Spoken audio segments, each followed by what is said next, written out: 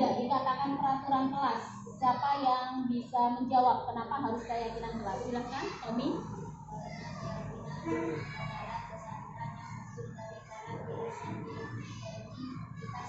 Ya, jadi untuk bagus sekali jawabanmu. Jadi untuk keyakinan kelas itu munculnya kesadaran itu dari dalam diri kita sendiri.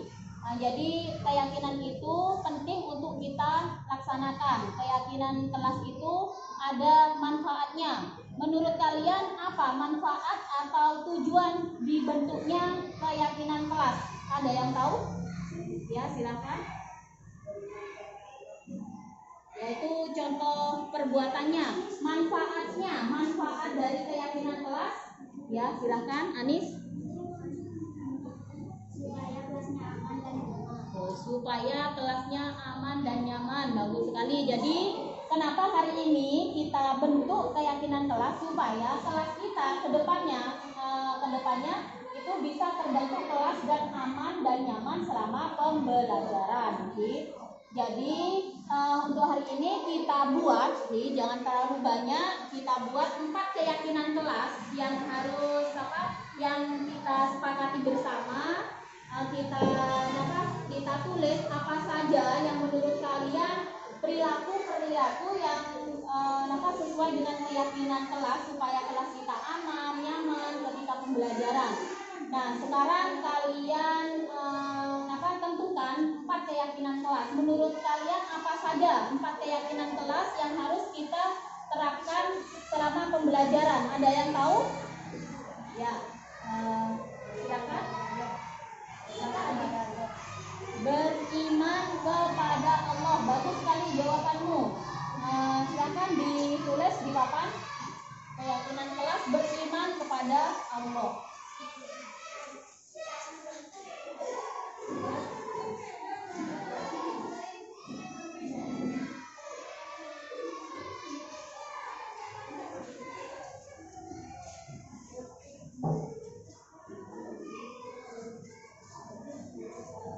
Sekarang untuk keyakinan kelas yang kedua, kira-kira apa yang mau kita pilih dari keyakinan kelas yang nomor 2? Ya, silakan, ayo dibacakan.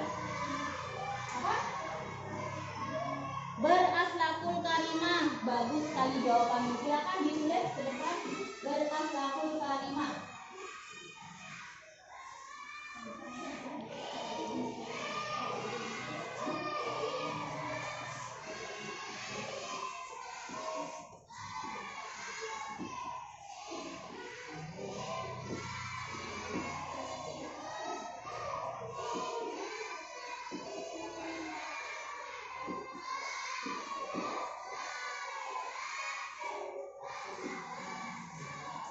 Kemudian untuk yang ketiga, kira-kira keyakinan kelas berikutnya apa? Ya, silakan Yosin. Disiplin, pintar. Silakan ditulis.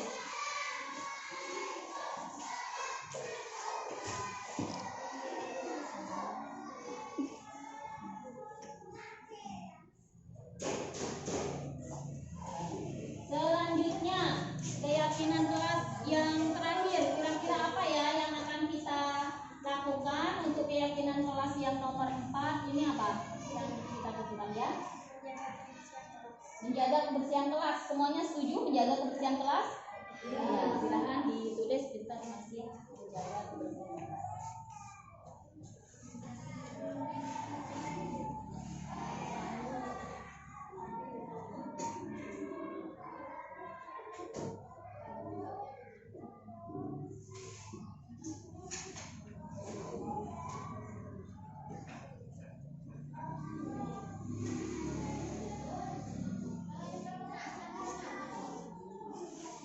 Selanjutnya silahkan diskusikan dengan teman kelompok kalian masing-masing sesuai dengan nama kelompoknya. Tulis poin-poin apa atau perilaku apa saja yang berhubungan dengan beriman kepada Allah, kemudian berakhlakul karimah, disiplin, menjaga kebersihan kelas. Nah, itu contoh perilaku yang akan kita lakukan nanti ke depannya itu apa saja yang berhubungan dengan 4 keyakinan kelas ini. Silahkan didiskusikan dengan kelompoknya masing-masing.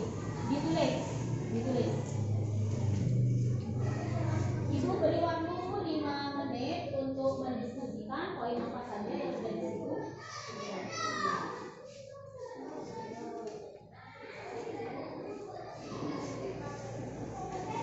Sudah selesai semua ya.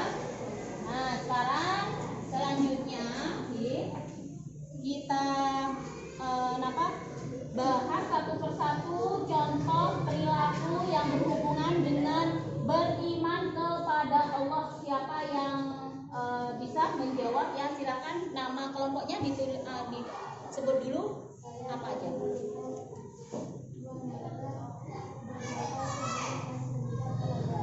Bagus sekali, silakan ditempel.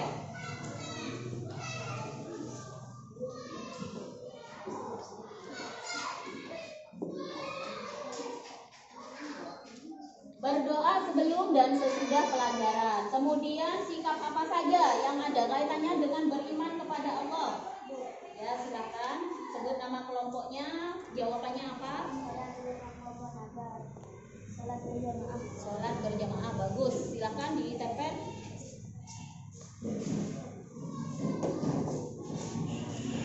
Terus berikutnya perilaku apa yang berhubungan dengan beriman kepada Allah selain berdoa, sholat berjamaah? Ya, silakan. Ya, bagus sekali. Silakan ditempel.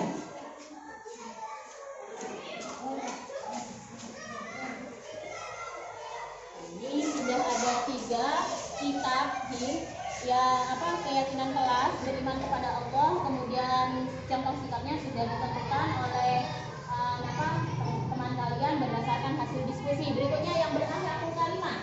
Ya, silakan.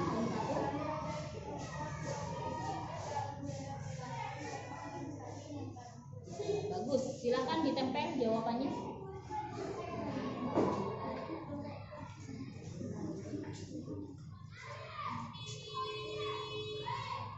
Kemudian contoh berikutnya yang berkaitan dengan berakhlakul karimah. Hasil diskusinya silakan disebutkan apa? Bagus, silakan ditempel.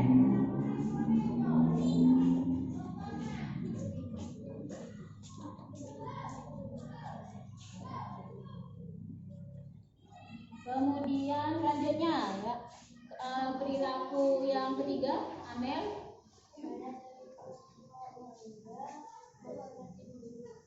Menghormati guru, bagus. Silakan ditempel jawabannya.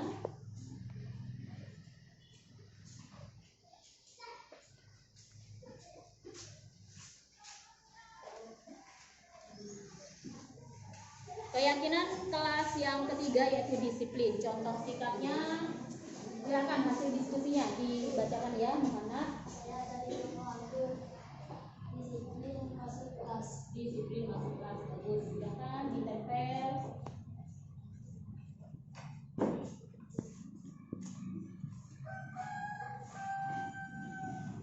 Selanjutnya yang berhubungan dengan disiplin ya, Fitri. Ya, disiplin dalam berpakaian. Bagus, silakan ditempel.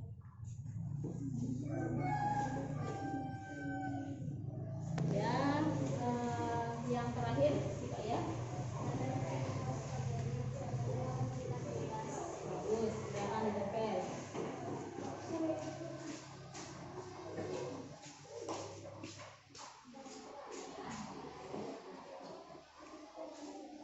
Untuk poin yang keempat, menjaga kebersihan kelas. Silakan hasil diskusinya ya, Maulidia. Ya, bagus jawabannya, silakan ditempel.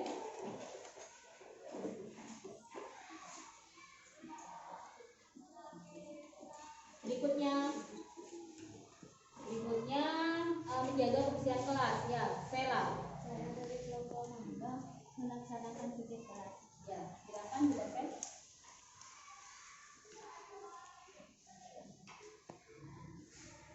Yang terakhir, silakan. Ya.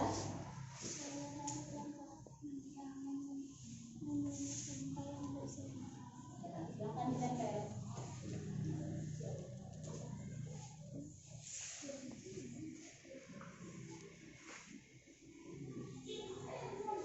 Ya, ini sudah ada 4 keyakinan kelas dengan contoh sikapnya.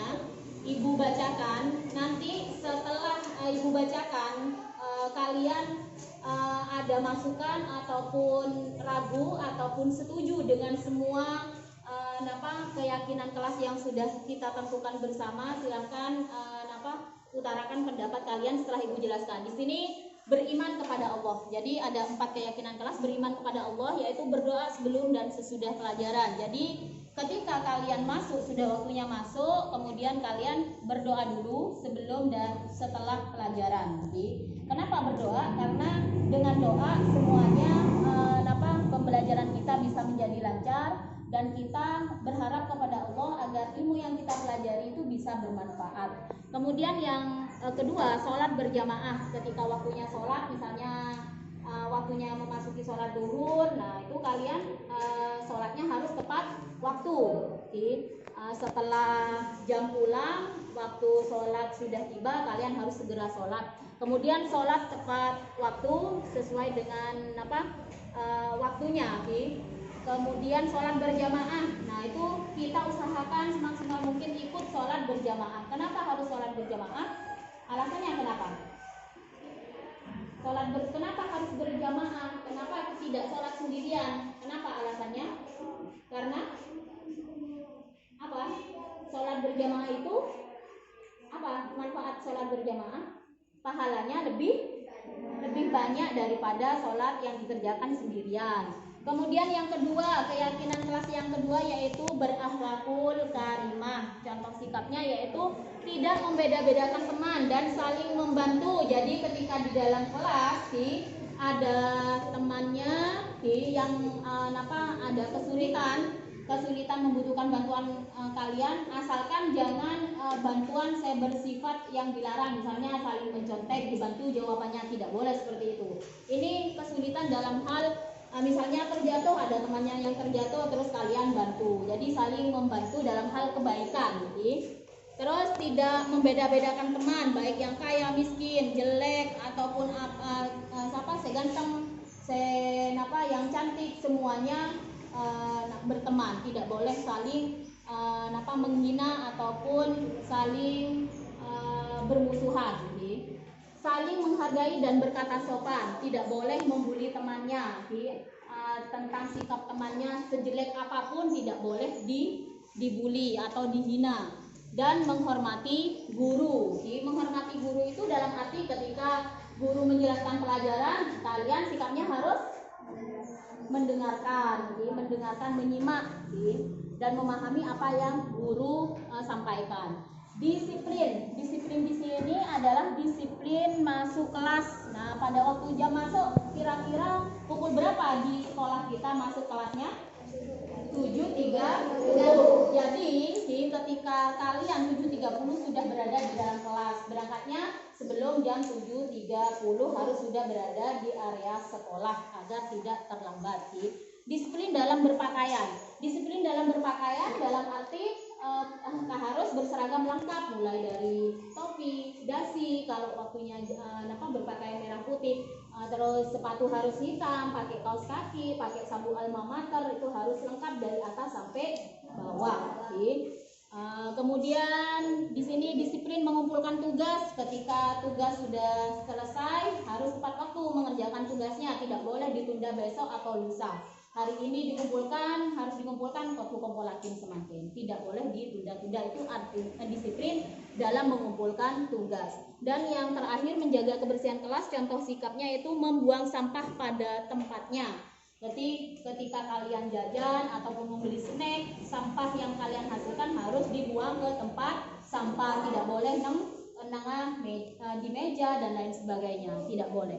Kemudian melaksanakan piket kelas, waktunya jam piket sesuai dengan jadwal, harus piket semua, tidak boleh ada yang tenang-tenang atau tidak mengerjakan piket. Nah, seperti itu, harus melaksanakan piket kelas. Memungut sampah yang berserakan, walaupun sampah yang di luar ada yang berserakan itu bukan sampah kalian, ketika kalian melihat sampah yang berserakan, maka kalian harus apa? Memungut sampah tersebut dan membuang ke tempat sampah. Dari semua 4 keyakinan kelas dengan sikap-sikap yang ada di masing-masing keyakinan kelas itu, kalian setuju atau tidak melaksanakannya? Setuju. Jadi ini hasil demokrasi, dalam arti apa yang kita hasilkan hari ini harapannya bisa kita laksanakan ke depannya oleh semua warga kelas dan warga sekolah. Setuju ya? Sekarang jawab, Ibu bertanya, kira-kira kalau misalnya ada salah satu dari kalian tidak melaksanakan keyakinan kelas yang sudah kita tentukan hari ini, apa yang harus kamu lakukan?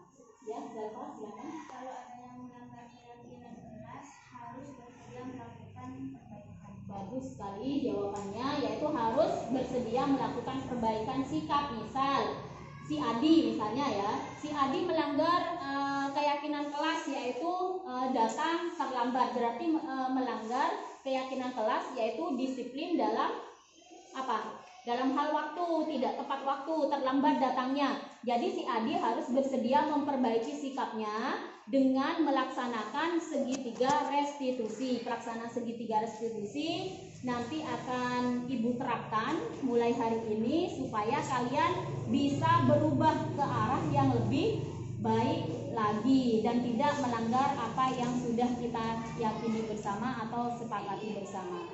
Dan sekian untuk pembentukan keyakinan kelas hari ini. Mudah-mudahan kedepannya bisa terlaksana dengan baik dan tidak ada halangan, dan kalian bisa mengubah sikap yang kurang baik menjadi baik dengan adanya keyakinan kelas. Ada yang bertanya? Sudah paham semua ya?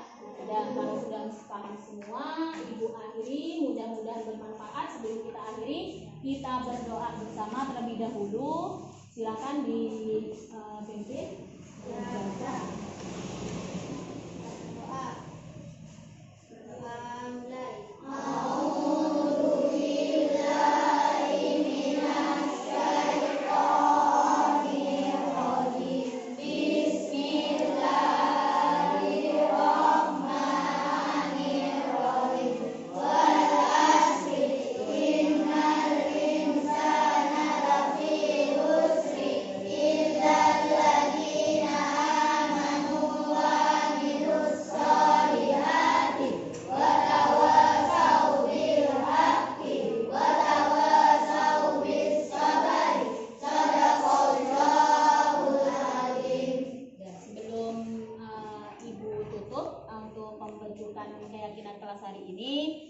Karena keyakinan kelas ini kita akan laksanakan bersama, maka Ibu tempel di dinding kelas. Sebelumnya kita kan ini sudah kesepakatan bersama, jadi ini untuk resminya kita tanda tangani dulu, yaitu wali kelas, ketua kelas, dan sekretaris, kemudian bendahara.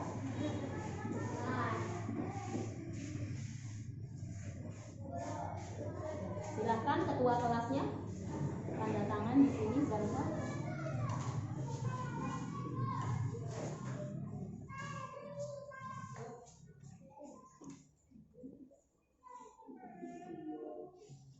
Namanya? Nama?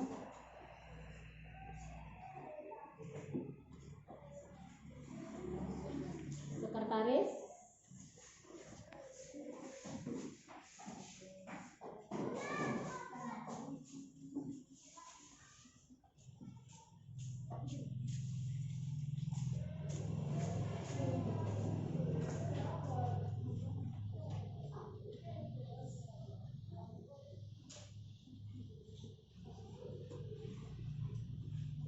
Haifa, ya. Bendahara?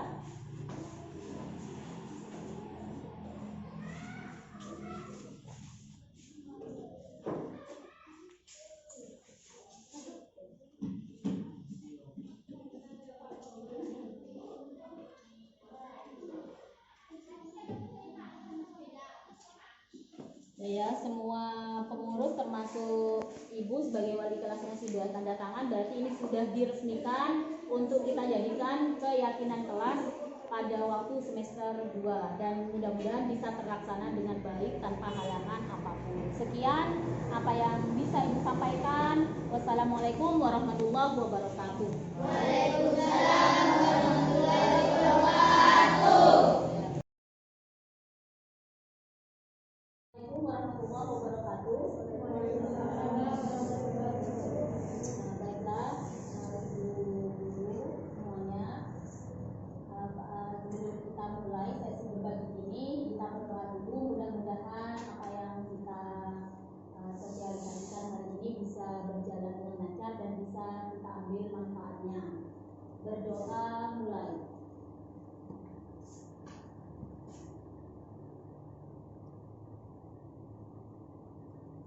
Selesai.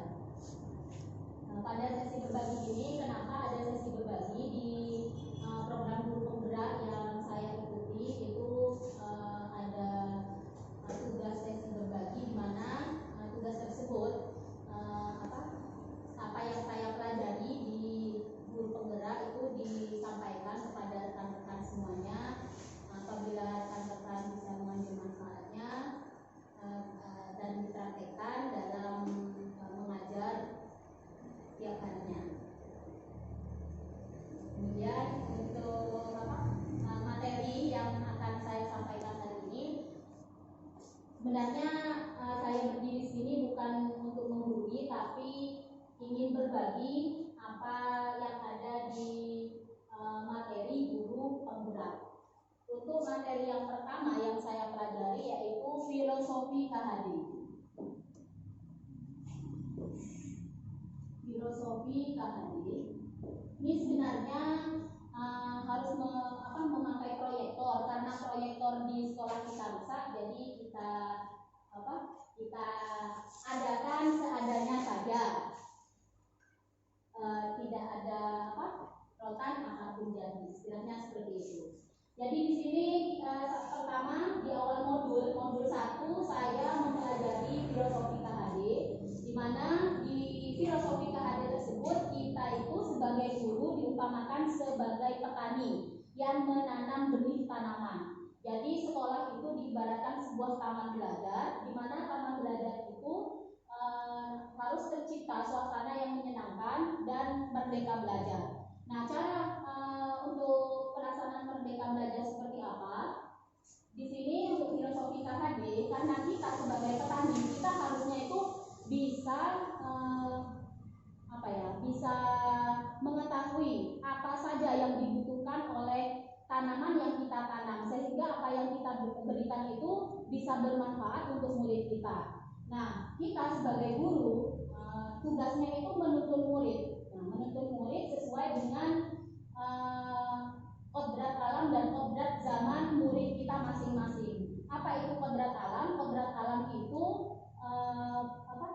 kemampuan yang dimiliki oleh tiap murid. Karena kemampuan tiap murid itu tidak sama, maka guru harus bisa menyikapinya dengan sikap yang bijaksana. Dalam arti ada murid yang kemampuan kognitifnya tinggi, terus di sisi lain psikomotoriknya nggak bisa. Terus ada yang psikomotoriknya tinggi, kognitifnya rendah. Nah, bagaimana cara menyikapi seperti itu? Nah, tugas kita sebagai guru itu menuntun murid sesuai dengan kodrat alam dan kodrat zamannya. Kalau kodrat zaman, kita harus memiliki kemampuan abad 21 dalam arti melek teknologi, sehingga apa yang kita pelajari itu tidak ketinggalan zaman seperti itu dan bisa berinovasi. Jadi intinya kita sebagai guru diumpamakan sebagai petani. Jadi seorang petani itu harus bisa tahu apa saja kebutuhan-kebutuhan yang dibutuhkan oleh tanaman yang kita tanam. Karena tanaman yang satu dengan tanaman yang lain kan tidak sama kebutuhannya. Jadi sama halnya dengan guru itu tugasnya menuntun murid. Menuntun murid dalam arti sesuai dengan kodrat alam dan kodrat zaman masing-masing murid. Disesuaikan dengan bakat dan minatnya masing-masing. Jadi kalau misalnya kemampuan murid itu tingkat kognitifnya tinggi, ya kita arahkan kemampuannya tersebut supaya bisa menghasilkan sikap dan tingkat intelijensi yang bagus seperti itu. Kalau misalnya tingkat psikomotoriknya yang tinggi, kognitifnya rendah, bakat apa di psikomotorik? Biasanya dia itu memiliki bakat di bidang olahraga seperti itu. Nah, jadi harus kita kembangkan dan tidak boleh kita hentikan karena kognitifnya rendah kemudian kita apatis pada murid tersebut, tidak boleh seperti itu. Jadi intinya guru bisa menuntun murid sesuai dengan kodrat alam dan kodrat zamannya. Kemudian untuk yang kedua yang saya pelajari adalah nilai dan peran guru penggerak. Nilai dan peran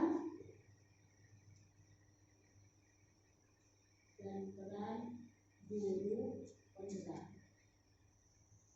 Nilai dan peran guru penggerak di sini, nilai dari guru penggerak yaitu mandiri. Mandiri dalam arti kita itu harus bisa mengembangkan potensi yang ada di diri kita sendiri tanpa harus diberitahu oleh atasan ataupun orang lain. Jadi kita sendiri harus mampu menggali apa saja potensi yang ada pada diri kita sendiri. Seperti contohnya kalau kita sebagai guru mengikuti latihan-latihan dan lain sebagainya untuk mengembangkan diri supaya kita cara pembelajarannya itu bisa lebih inovatif dan disukai serta tidak membosankan untuk murid yang kita ajari. Kemudian reflektif dalam arti bisa mengambil langkah sendiri, bisa mengambil langkah untuk kemajuan diri kita. Kemudian kolaboratif ini dianjurkan kita sebagai guru harus bisa bekerja sama dengan guru yang lain.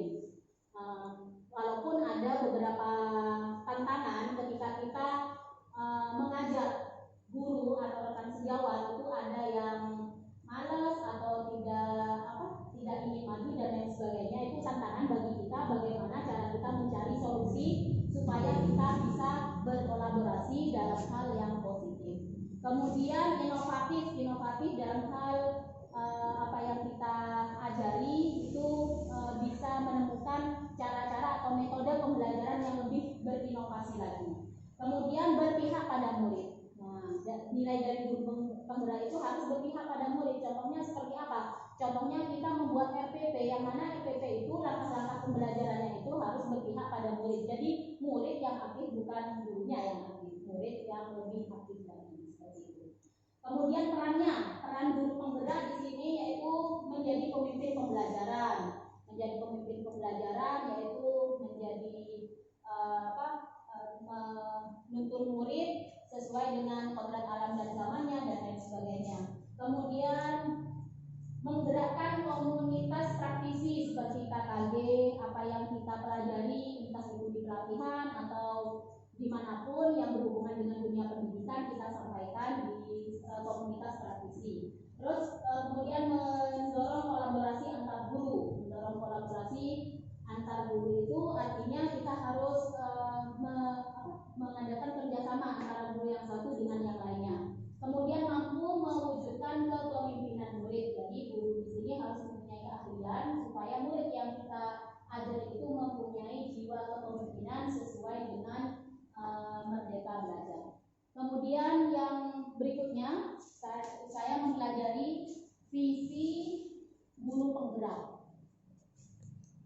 Visi guru penggerak itu maksudnya apa? Bukannya kita itu bergerak sendiri, tapi visi guru penggerak di sini adalah menggerakkan orang lain dalam melakukan perubahan dan dapat membuat sistem manajemen sekolah yang menunjang terciptanya budaya positif. Budaya positif di sekolah seperti apa? Nanti akan kita bahas pada materi selanjutnya.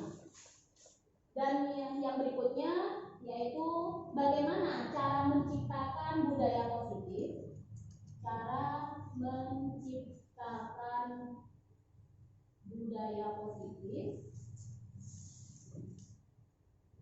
Sebelum kita melangkah pada membahas cara menciptakan budaya positif, kita harus tahu dulu di beberapa poin penting bahwasanya pada dasarnya manusia itu memiliki 3 motivasi. Motivasi yang pertama yaitu motivasi kita melakukan sesuatu itu agar agar terhindar dari hukuman misalnya. Jadi apa yang kita lakukan itu ada 3 motivasi. Yang pertama yaitu menghindar dari hukuman. Contohnya kita berangkat pagi sesuai dengan waktu yang sudah ditentukan di sekolah misalnya. Supaya apa? Supaya kita tidak melanggar aturan yang ada di sekolah misalnya seperti itu. Terus motivasi yang kedua supaya mendapatkan penghargaan atau pujian. Nah, kita melakukan sesuatu itu ada kalanya supaya apa? Supaya dapat pujian dari atasan. supaya dapat pujian dari rekan-rekan dan lain sebagainya. Dan motivasi yang terakhir yaitu berasal dari diri kita sendiri. Nah, motivasi yang paling baik itu motivasi yang ketiga, yaitu berasal dari diri kita sendiri, kesadaran dari kita sendiri. Nah, jadi motivasinya itu muncul dari dalam diri kita, kesadaran dari dalam diri kita. Nah, jadi kita sebagai guru harusnya ada di nomor tiga motivasi tersebut, tidak menghindar hukuman ataupun mendapatkan pujian, tapi kita melakukan sesuatunya itu harus dari keyakinan yang sudah kita miliki. Segala sesuatunya itu dilakukan karena kenapa kita melakukan hal itu? Karena kita meyakini hal tersebut baik untuk diri kita sendiri. Ya, untuk yang berikutnya keyakinan kelas. Keyakinan kelas bukan aturan. Jadi tadi sempat ada pertanyaan, keyakinan kelas itu apa? Keyakinan kelas itu maksudnya sesuatu yang kita yakini baik untuk kita lakukan. Jadi munculnya dari intrinsik. Intrinsik itu dari dalam diri kita sendiri, bukan dari luar. Kalau aturan berarti kalau aturan itu berasal dari luar. Misalnya aturan memakai helm, aturan memakai masker, itu kan aturan. Jadi munculnya dari luar. Kalau keyakinan itu dari dalam diri kita sendiri. Saya baca keyakinan, misalnya contoh pemakaian masker. Kalau kita yakin, keyakinan yang munculnya dari kita sendiri, alasannya kenapa? Keyakinan kita memakai masker itu tujuannya untuk apa? Supaya apa?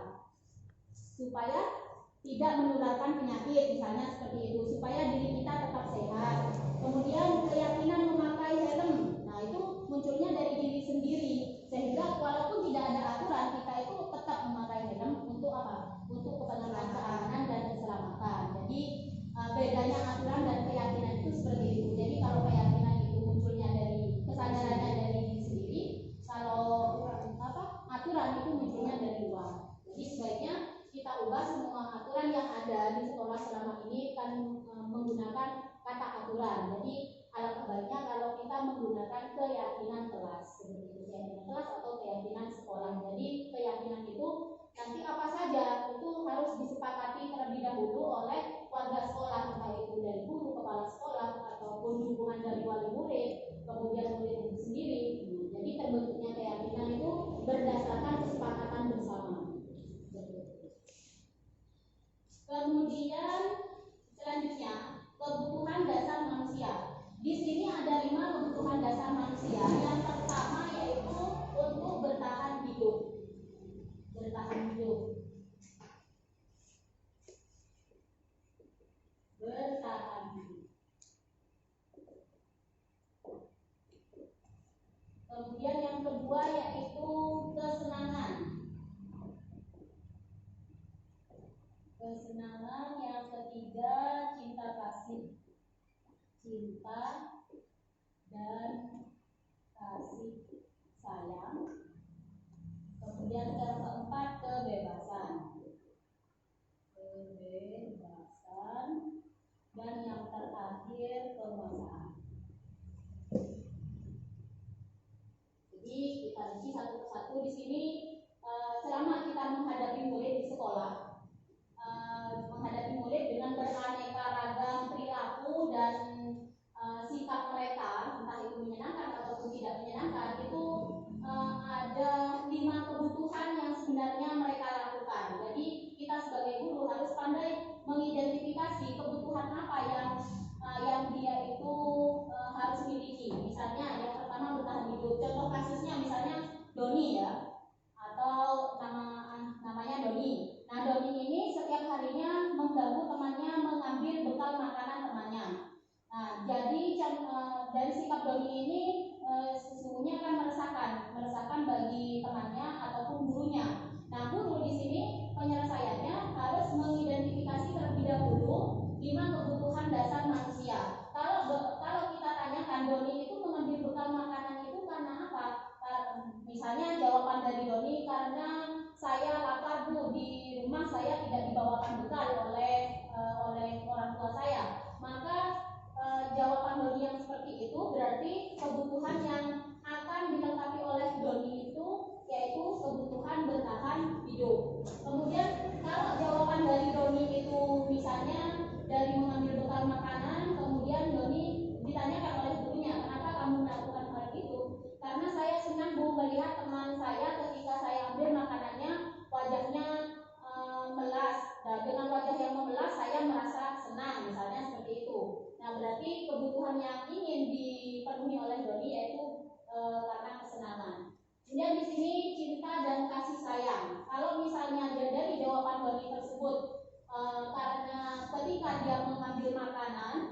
ketika mengambil bekal makanan dari temannya, kemudian dia akan dipanggil oleh gurunya. Dengan adanya dipanggil, dia merasa diperhatikan oleh gurunya. Kemudian gurunya memanggil orang tuanya Doni, dan Doni merasa diperhatikan juga oleh orang tuanya. Dia merasa senang seperti itu, maka kebutuhan yang ingin dilengkapi oleh Doni yaitu cinta dan kasih sayang. Kalau yang keempat misalnya kebebasan. Dari kasus Doni mengambil bekal makanan, kalau jawabannya itu ingin bekal makanan Doni misalnya menonton hanya tahu tempe setiap hari yang dibawa dari rumah. Karena Doni ingin memakan makanan yang lebih bervariasi, kemudian saya ingin makanan yang lebih bervariasi lagi Bu misalnya. Nah itu Doni melengkapi kebutuhan atas dasar ingin memenuhi kebebasannya. Dan yang terakhir adalah penguasaan. Kalau Doni menjawabnya itu ketika dia merasa pas waktu mengambil bekal makanan temannya, dan dia menjawab ketika teman saya menangis dan merintih memohon kepada saya merasa puas misalnya. Nah itu kebutuhan yang ingin dilengkapi Doni adalah penguasaan. Dia merasa berkuasa atas temannya yang lain. Jadi kita sebagai guru harus pandai-pandai mengidentifikasi kebutuhan murid apa yang sedang ingin dilengkapi oleh murid kita. Jadi kalau kita bisa menentukan kebutuhan apa yang kurang pada murid kita, kita bisa mencari jalan keluarnya atau solusinya seperti itu. Nah, jadi solusi apa yang harus dilakukan oleh seorang guru? Di sini ada 5 kontrol posisi guru. Yang pertama, sebagai penghukum. Nah, sebagai penghukum di sini, guru cenderung memberikan hukuman kepada muridnya. Misal ada murid yang terlambat. Nah, guru berkata, kalian, misalnya contoh muridnya kita pakai nama Adi ya. Adi, kamu setiap hari terlambat, tidak pernah tepat waktu.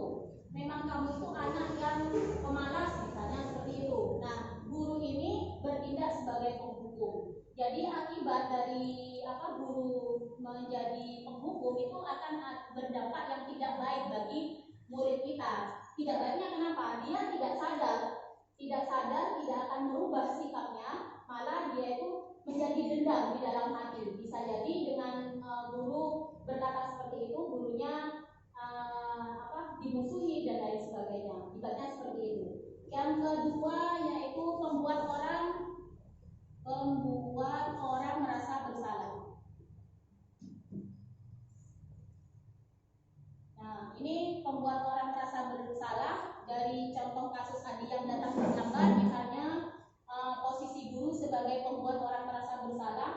Adi, kamu lagi yang terlambat. Berapa kali ibu harus memberitahu? Apa kamu tidak kasihan sama ibu? Nah, ini akan berdampak pada siswa ketika guru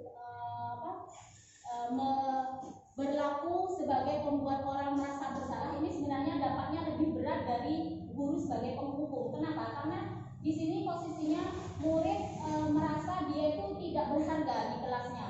Saya selalu mengecewakan ibu, tentunya saya mengecewakan orang tua dan lain sebagainya. Nanti di suatu saat murid yang seperti itu bisa melakukan hal-hal yang negatif untuk dirinya. Jadi kita sebagai guru harus sebisa mungkin menghindari guru sebagai penghukum dan membuat orang merasa bersalah. Dan yang ketiga ini sebagai teman. Ada kalanya posisi guru ini sebagai teman. Kalau dari contoh kasus Adi yang datang terlambat, misalnya Adi, kamu lagi, ayo besok jangan datang terlambat ya. Ini posisi guru sebagai teman, lebih akrab lagi. Jadi akibatnya kalau posisi guru sebagai teman, nanti akibat pada siswa kita itu dia akan melakukan hal-hal yang sesuai dengan keyakinan kelas kalau ada gurunya. Tapi kalau tidak ada gurunya, misalnya digantikan dengan guru lain, dia tidak akan melakukan hal yang seperti itu, melakukan hal-hal yang baik. Kalau ada gurunya, dia bersedia melakukan hal yang baik kalau guru selama ini mengajarnya sebagai teman. Dan yang keempat adalah sebagai pemantau. Jadi dari kasusnya Adi yang terlambat, kalau guru sebagai pemantau, dia mengucapnya kepada Adi, Adi jam berapa sekarang? Misalnya seperti itu. Misalnya jam 8 Bu, kamu terlambat sudah berapa menit? 30 menit Bu, misalnya seperti itu. Terus apa yang harus kamu lakukan? Jadi di sini pemantau di sini apa saja kesalahannya disebutkan. Nah, akibat dari posisi guru sebagai pemantau, ini murid hanya melakukan keyakinan kelas ketika ada gurunya saja, sama halnya dengan teman tadi. Dan yang posisi kelima sebagai manajer. Nah, posisi guru sebagai manajer ini berakibat, ini contohnya kasus Adi tadi, misalnya seperti itu. Adi, apa yang kamu lakukan barusan itu benar atau salah? Misalnya seperti itu kepada Adi. Jawaban Adi, ya salah. Kira-kira kamu tidak apa-apa melakukan kesalahan karena itu manusiawi, misalnya seperti itu. Nah, sekarang dari kesalahan yang sudah kamu lakukan, kamu melanggar keyakinan kelas tentang apa? Misalnya keyakinan kelas tentang disiplin. Nah, kira-kira menurutmu supaya kamu tidak mengulang kesalahan yang sama, apa yang kamu harus lakukan tentang keyakinan kelas? Misalnya dari jawaban Adi itu nanti akan Adi menemukan sendiri solusi dari permasalahan yang dia hadapi. Misalnya terlambatnya karena bangunnya terlambat, misalnya seperti itu, bangunnya telat dan lain sebagainya.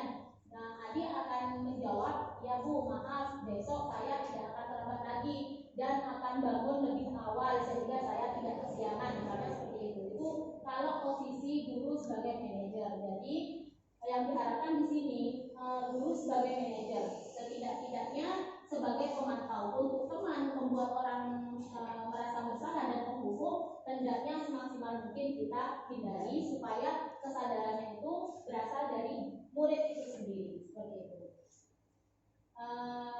Untuk yang terakhir adalah segitiga restitusi.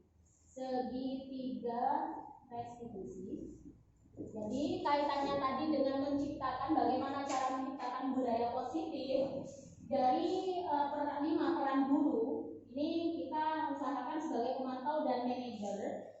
Di sini ada cara yang dinamakan dengan segitiga restitusi. Nah, segitiga restitusi ini cara bagaimana ketika murid mengalami masalah pada dirinya. Misalnya ada murid yang tidak pernah melaksanakan jadwal piket. Nah, contoh murid yang tidak melaksanakan jadwal piket berarti dia sudah melanggar keyakinan kelas, yaitu tidak berdisiplin dalam melaksanakan piket, misalnya seperti itu. Nah, kita harus terapkan segitiga restitusi. Caranya yang pertama yaitu menstabilkan identitas. Yang kedua validasi tindakan yang salah, dan yang ketiga menanyakan keyakinan. Jadi misalnya contoh menstabilkan identitas seperti ada laporan dari kelompok piket kepada kita, Bu, misalnya anggaplah namanya Ira ya. Ira tidak pernah piket kelas, Bu. Kalaupun dia piketnya cuma sebentar dan dia tidak mau menyapu di dalam kelas, misalnya seperti itu, ada laporan seperti itu. Jadi tindakan guru harus bisa menerapkan segitiga restitusi. Yang pertama menstabilkan identitas. Jadi kita sebagai guru memanggil murid kita yang bernama Ira tadi, ditanyakan kenapa kamu melakukan hal yang melanggar keyakinan kelas, yaitu tidak melaksanakan piket. Dari jawabannya Ira, misalnya karena saya malas, Bu, karena di rumah saya tidak pernah nyapu, di sekolah disuruh nyapu, misalnya seperti itu. Nah, guru kita sebagai manajer yang menerapkan segitiga restitusi itu harus bisa mengatakan kepada Ira agar supaya dia bisa merubah kebiasaannya yang tidak pernah piket menjadi rajin berpiket. Jadi yang pertama yaitu menstabilkan identitas. Kita berkata kepada si Ira, kamu tidak apa-apa melakukan hal itu kalau kamu ingin melakukannya. Misalnya seperti itu. Jadi tidak disalahkan langsung. Kalau kita menyalahkan langsung, jadi murid itu tidak akan mengatakan alasannya kenapa. Dia itu cuma berkata malas saja, misalnya seperti itu. Dia akan ragu untuk menjelaskan apa yang sebenarnya terjadi pada dirinya. Jadi yang pertama harus menstabilkan identitas, yang kedua validasi tindakan yang salah. Jadi kita sebagai guru setelah kamu setelah melakukan menstabilkan identitas, kamu tidak apa-apa melakukan hal itu kalau kamu ingin melakukannya. Kemudian validasi tindakan yang salah. Kira-kira apakah tindakan yang sudah kamu lakukan itu sesuai dengan keyakinan kelas? Nah, nanti si Ira menjawab, tidak Bu, misalnya seperti itu, tidak sesuai, saya minta maaf kepada ibu dan teman-teman piket saya. Kemudian yang ketiga, menanyakan keyakinan kelas. Kalau kamu menyadari tindakan yang salah, kira-kira keyakinan kelas apa yang kamu lakukan yang sesuai dengan disiplin dalam hal berpiket, misalnya seperti itu. Jadi tentang kebersihan kelas misalnya, itu apa pentingnya bagi diri kamu sehingga kamu diberi tugas untuk piket misalnya seperti itu. Dan nanti jawabannya di murid atau Ira tadi, ya Bu, karena kenapa saya disuruh piket untuk jaga kebersihan kelas misalnya seperti itu. Kalau kelasnya bersih, otomatis kita belajarnya menjadi nyaman, tidak ada nyamuk ataupun sampah yang berserakan misalnya seperti itu. Nah sekarang baru kita menanyakan menanyakan keyakinannya. Nah kalau kamu sudah tahu keyakinan kelas tentang masalah kebersihan, kira-kira apakah kamu bersedia melakukan perbaikan atau restitusi tadi? Seperti itu. Nah kalau dia menjawabnya bersedia, maka si guru itu harus tahu apa jawaban dari murid atau si Ira tadi, restitusi apa yang ingin dia lakukan. Misalnya kalau kamu ingin melakukan perbaikan atau restitusi, kira-kira apa restitusi yang akan kamu lakukan. Misalnya saya akan memohon maaf Bu kepada teman-teman saya karena sikap saya yang salah selama ini, misalnya seperti itu. Termasuk kepada wali kelasnya memohon maaf dan tidak akan mengulang perbuatannya yang salah itu lagi, seperti itu untuk penerapan segitiga restitusi. Dan contoh konkretnya itu sudah saya share di grup berbagi itu, silakan dilihat contoh pelaksanaan restitusinya. Nanti di sesi terakhir setelah melihat contoh pelaksanaan restitusi di video YouTube, siapa yang ingin bertanya silakan dilihat.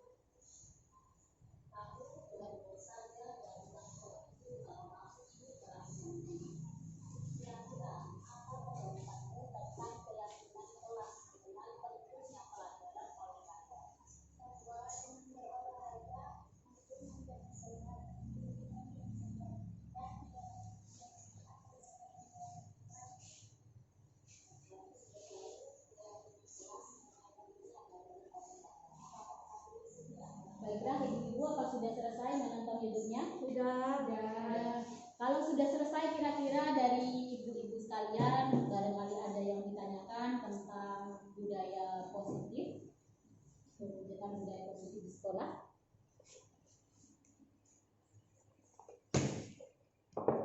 Saya mau tanya Bu. Iya, silakan. Apa yang harus dilakukan seorang guru apabila ada siswa yang senantiasa melanggar keyakinan kelas? Jadi keyakinan itu dibentuk pada waktu di awal-awal sebelum pelajaran, dalam arti misalnya di awal semester, misalnya seperti itu. Jadi setelah dibentuk pengurus kelas, kita harus membentuk keyakinan kelas terlebih dahulu. Keyakinan apa saja, misalnya ada 4, jangan terlalu banyak. 4 itu saya bisa mewakili semuanya, seperti itu. Jadi ketika ada murid yang sering melanggar keyakinan kelas, guru harus bisa mengidentifikasi terlebih dahulu kebutuhan apa yang ingin dipenuhi oleh murid tersebut. Setelah ketemu apa yang ingin dia penuhi, maka guru hendaknya melakukan segitiga restitusi yang sudah saya jelaskan tadi. Yang pertama yaitu menstabilkan identitas, yang kedua validasi tindakan yang salah, dan yang terakhir menanyakan keyakinan. Dengan segitiga restitusi maka akan terciptanya budaya positif baik di dalam kelas maupun di sekolah. Ada lagi yang perlu ditanyakan? Kalau tidak ada, mudah-mudahan apa yang sudah kita bagi hari ini bisa bermanfaat. Kalau ada kebaikan itu karena Allah, dan kalau ada kejelekan itu munculnya dari diri saya sendiri. Kurang lebihnya mohon maaf. Wassalamualaikum warahmatullahi wabarakatuh. Ini ada laporan dari Pak Chandra bahwa setiap pelajaran olahraga kamu tidak pernah ikut, dan kalaupun kamu ikut, kamu tidak bersemangat dalam mengikuti pelajaran olahraga. Apa alasanmu tidak bersemangat dalam pelajaran olahraga, Nak? Iya Bu, alasan saya tidak suka pelajaran olahraga karena saya merasa capek dan takut cedera Bu. Kamu boleh-boleh saja melakukan hal itu kalau kamu ingin melakukannya. Kira-kira apa pendapatmu tentang keyakinan kelas mengenai pentingnya pelajaran olahraga? Bahwa dengan berolahraga tubuh kita menjadi sehat, dan di dalam tubuh yang sehat terdapat jiwa yang kuat Bu. Kamu sudah tahu keyakinan kelas mengenai pentingnya pelajaran olahraga. Apakah kamu bersedia melakukan restitusi? Maaf Bu atas kesalahan saya selama ini. Saya bersedia melakukan restitusi. Apa yang akan kamu lakukan dengan restitusi? Saya mengakui bahwa sikap saya selama ini salah dan tidak sesuai dengan keyakinan kelas. Saya akan memperbaikinya dengan cara memohon maaf kepada Pak Chandra atas sikap saya selama ini, dan akan menghormati beliau di setiap pelajaran olahraga, sekaligus akan bersemangat dalam pelajaran olahraga. Mudah-mudahan restitusi yang akan kamu lakukan bisa berjalan dengan baik sehingga bisa merubah kebiasaanmu menjadi lebih bersemangat dalam semua mata pelajaran, dan mudah-mudahan berhasil, Haifah. Assalamualaikum warahmatullahi wabarakatuh. Perkenalkan, nama saya Haifah. Saya siswa UPTD SDN Morkoning 1. Di sini saya berperan sebagai siswa yang tidak bersemangat dalam pelajaran olahraga. Saat guru memberikan pengarahan terhadap masalah yang saya hadapi, saya merasa sangat dihargai dan didengarkan keluh kesah yang menumpuk dalam hati saya. Beliau merasakan apa yang saya rasakan karena beliau mencoba memposisikan diri seperti saya dengan kembali mengingatkan tentang keyakinan sekolah. Saya sadar bahwa saya telah menjadi seorang egois dan tidak menghormati orang lain. Saya meyakini jika setiap masalah diselesaikan seperti ini, maka akan membawa dampak positif bagi sekolah sehingga sekolah dapat mencapai visi dan misinya dengan baik. Sekian tanggapan dari saya. Wassalamualaikum warahmatullahi wabarakatuh. Zalfa, ini ada laporan dari teman kelompok piketmu bahwa setiap ada piket kamu tidak pernah melaksanakannya. Apa alasanmu melakukan hal itu, Nak? Ya Bu, alasan saya tidak melakukan piket kelas karena saya malas melakukannya. Kamu boleh-boleh saja melakukan hal itu kalau kamu ingin melakukannya. Menurutmu apa arti pentingnya kebersihan kelas dan sekolah menurut keyakinan sekolah? Menurut sekolah, jika kelas bersih, maka pembelajaran akan berjalan dengan baik dan tidak akan terganggu oleh banyaknya nyamuk yang disebabkan oleh sampah. Kamu sudah tahu arti pentingnya kebersihan di lingkungan sekolah dan di dalam kelas. Sekarang, apakah kamu bersedia melakukan restitusi? Maaf Bu, saya salah. Saya bersedia melakukan restitusi. Apa yang akan kamu lakukan dengan restitusi? Saya mengakui bahwa saya salah dan saya akan memperbaiki dengan cara saya akan rajin dan semangat untuk melaksanakan piket kelas, dan saya akan meminta maaf kepada teman piket saya karena sikap saya selama ini. Mudah-mudahan dengan restitusi yang akan kamu lakukan bisa dipertanggungjawabkan dan kamu tidak tidak mengulangi perbuatanmu yang seperti itu lagi. Dan di setiap piket kamu bisa bertanggung jawab dalam menjaga kebersihan di lingkungan kelas dan sekolah. Siap. Assalamualaikum warahmatullahi wabarakatuh. Perkenalkan, nama saya Muhammad Fairuz Zalfazen. Saya siswa kelas 6 UPTD SDN Markoning 1. Saya di sini memerankan siswa yang malas melakukan piket kelas. Saat guru memberikan pengarahan terhadap masalah yang saya hadapi, saya merasa beliau mengerti apa yang ada di dalam pikiran saya, sehingga saya bisa menemukan sendiri jalan keluar terhadap masalah yang saya hadapi, dan saya bisa memperbaiki sikap buruk saya selama ini, dan teman-teman merasa senang karena saya bisa merubah sikap jelek saya selama ini ke arah yang lebih baik. Terima kasih. Wassalamualaikum warahmatullahi wabarakatuh.